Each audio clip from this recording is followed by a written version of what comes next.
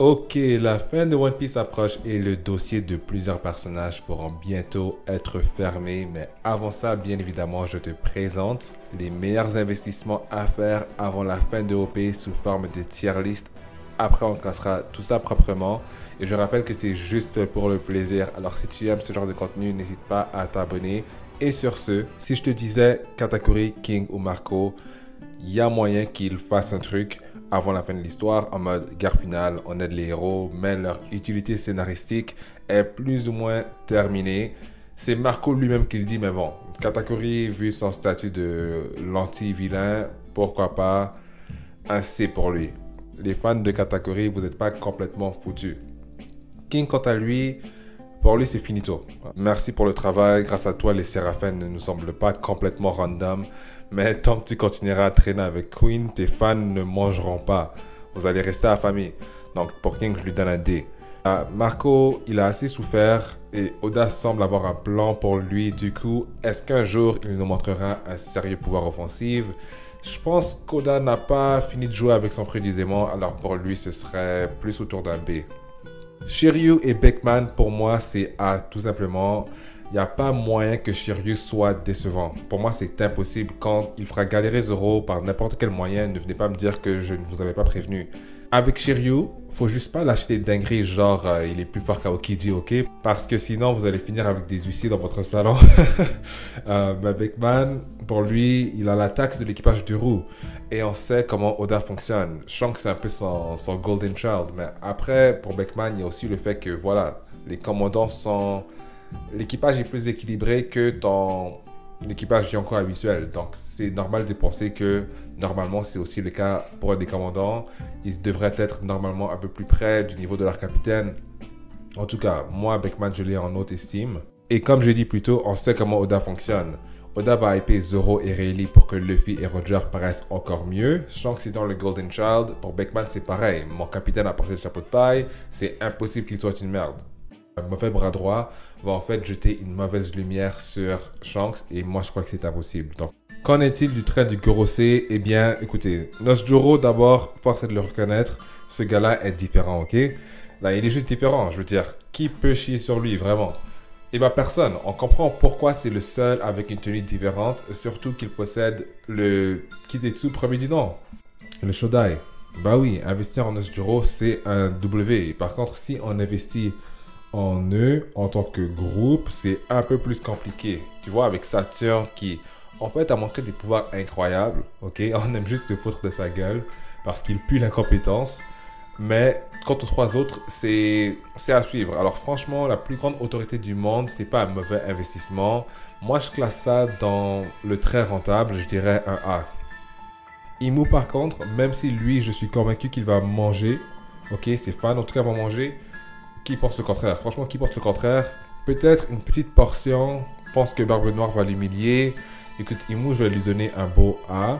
Car oui, il va péter Internet, mais personne ne pense le contraire. Donc, ces stocks sont quand même chers et ils ne vont pas valoir grand-chose une fois que la hype sera terminée. Parce que franchement, il n'y a personne pour résister à l'agenda Imu. Un pirate, par contre, qui va faire retourner beaucoup de vestes, œil de faucon, j'ose dire l'un des meilleurs investissements OP en 2024, d'ailleurs depuis toujours.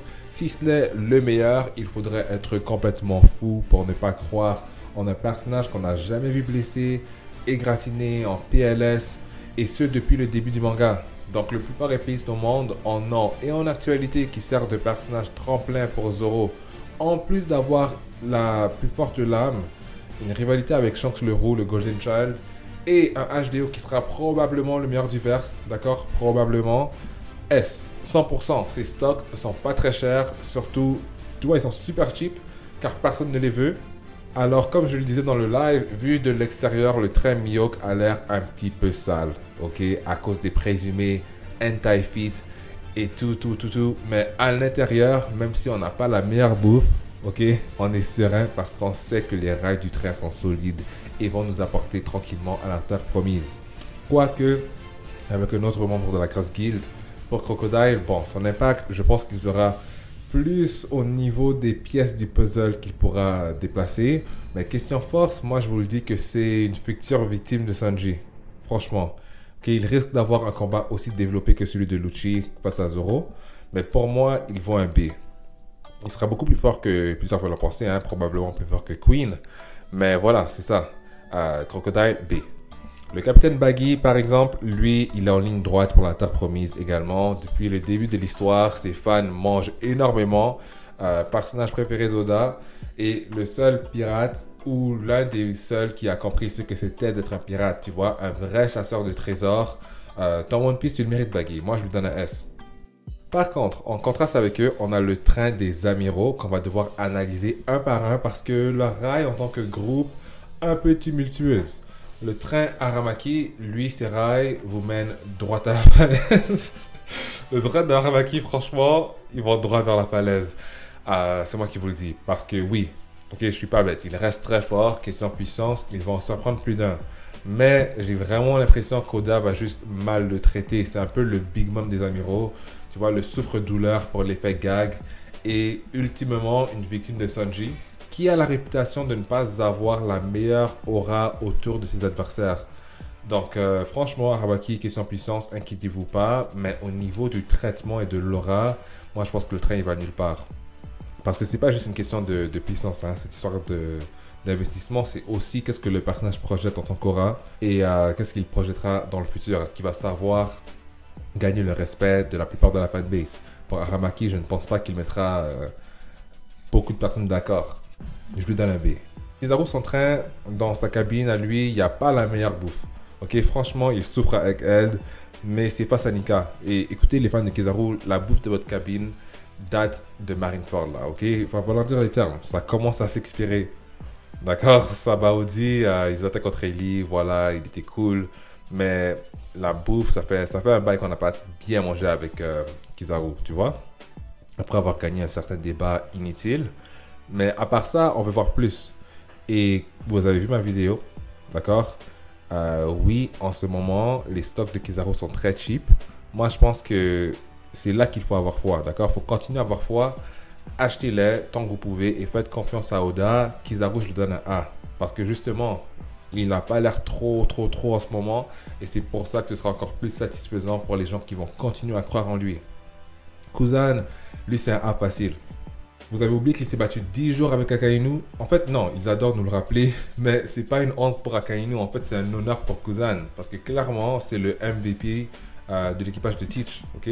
Il a porté son équipe sur ses épaules face à Garp de manière légendaire, parce que sans lui, j'imagine même pas le massacre. Pour l'ex-amiral, vous devez absolument investir en lui, je lui donne un A. Akainu, lui, c'est l'antithèse de Luffy, qui a rien fait depuis le début de l'ellipse. Il n'a pas bougé, mais à chaque fois qu'un Boog est assez fou pour le défier, ça finit toujours très mal. She's a runner, she's a track star. She gon' run away when it gets hard. She can't take the pain, she can't get scored. Donc, responsable de la cicatrice physique et émotionnelle de Luffy, lui c'est un S facile. Et puis dédicace à Fujitora qui a une place spéciale dans mon cœur. Mais c'est un peu comme King qui doit arrêter de traîner avec Queen. Tu vois, Fujitora, arrête de traîner avec Aramaki, tu te porteras mieux. Donc B+ pour Fujitora, même si je pense que lui ce sera une victime de Mihawk. Tashigi, Smoker et Kobe, on va les faire vite fait. Tashigi D, Smoker C+, Kobe B. Moi, écoutez, je ne sais pas si le manga sera assez lent pour que Kobe puisse surpasser qui que ce soit d'important, mais on va lui donner le bénéfice du doute. Moi, je vais lui donner un B, parce que je ne crois pas que Kobe sera ce personnage que tout le monde pense qu'il va devenir. Quant à Dragon, franchement, lui, dans son train, le service à la clientèle est un peu chelou. Ça fait 25 ans que les passagers pratiquent le ramadan, et pas par choix, tu vois, mais ses rails à lui sont aussi très propres. Bien construite, les toilettes du train n'ont pas été nettoyées depuis, depuis très longtemps, mais l'investissement reste très propre et c'est parce que tout le monde le sait en fait. Ces stocks ne sont pas aussi cheap que ceux de Mihawk, donc bon investissement, mais pas risqué du tout. Alors je donne un A malgré tout car il y a quand même des sceptiques.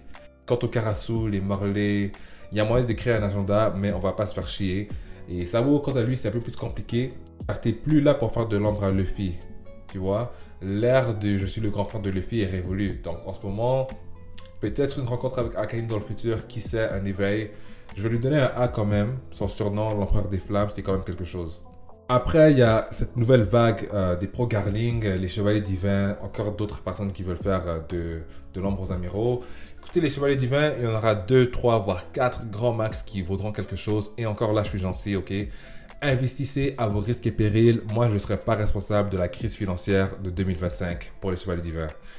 Ils me donnent vraiment, genre, l'équipage de 100 bêtes, comment ils étaient happés de fou. Après, quand on les a découverts, c'était vraiment des poulets avec des têtes de cochons sur le derrière. Bon, bref. Chevalier divin, à vos risques et périls.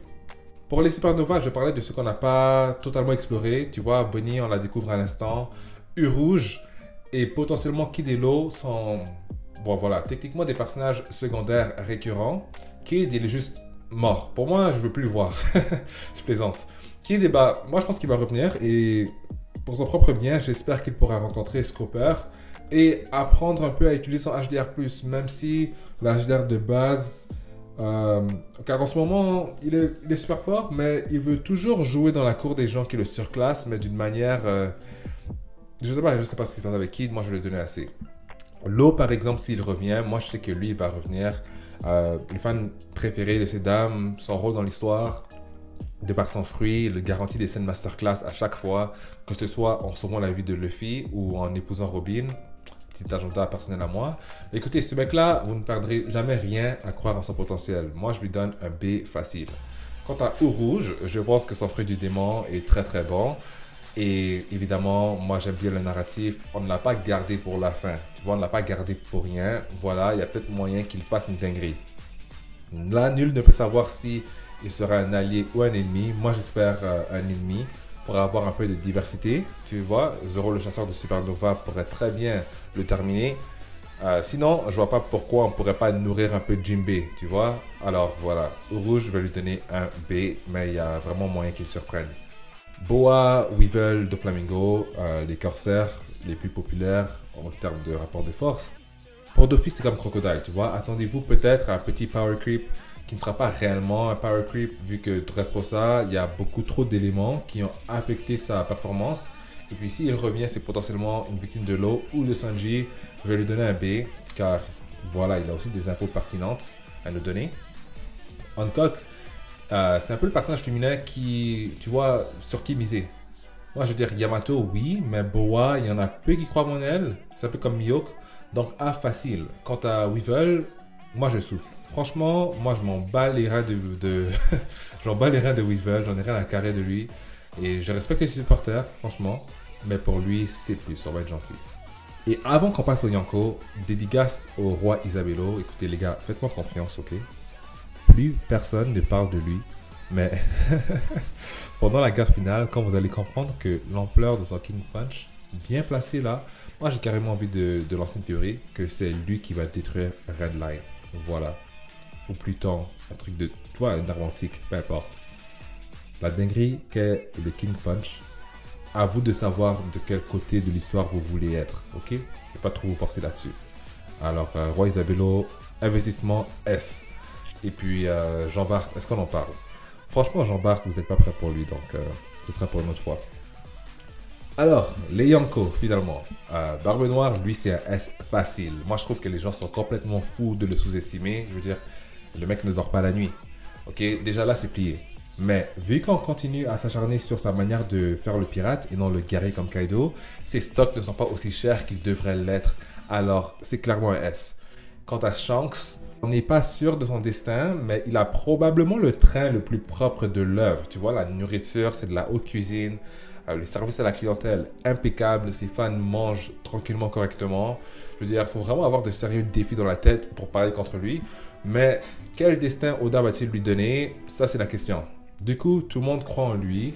Ses stocks sont très très chers, mais ne seront pas très rentables. Parce que tu vois, l'investissement, c'est un solide A. Car lui, il lui reste encore beaucoup de highlights à faire. Mais personne ne sait vraiment où se dirige le train. Et ça peut être risqué. Tu vois, ça pourrait faire très très mal. En tout cas, je pense que je vais m'arrêter là, sinon la vidéo sera trop longue. Je ne vais pas te passer tous les Mugi. Ok, peut-être pas aujourd'hui. Si tu as aimé la vidéo, si tu as aimé ce concept, n'hésite pas à me le laisser savoir en commentaire. Et dites-moi quel investissement vous pensez vont s'avérer très très rentable. Si je me trompe, si j'ai raison, tu sais quoi faire. Abonne-toi pour voir la suite et je te dis à la prochaine, à la plus.